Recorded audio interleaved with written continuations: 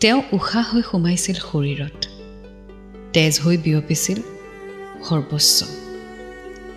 কথা দিছিল প্ৰতিটো কঠিন সময় পাৰ কৰিম হাতে হাত ধৰি। সময়বোৰ যেন বৰ নিথৰুৱা। দুচকু মেলিও দেখা সপোন তেওঁ ভৰিৰে মোহাৰি গুচি গ'ল। এদিন বেলি ৰঙা হোৱা পৰত, য'ত কোনো দিনে ৰাতিপুৱাৰ আশা নাই। যেতিয়া বুকুতে বুকু লগাই মৰম অস্ত যায়, কোনেও নাজানে সি আকৌ কেতিয়া সাৰ পায়।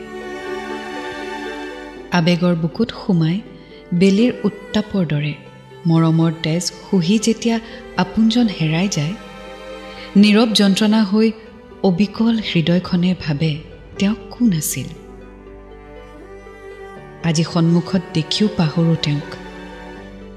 মনত পৰে কেতিয়াবা তেওঁ মোৰ বুকুৰ লগৰী আছিল এসময়ৰ।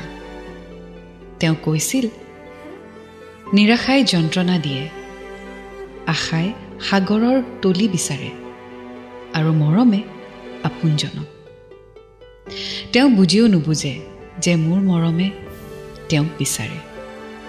আজিজুৰ ৰহমান।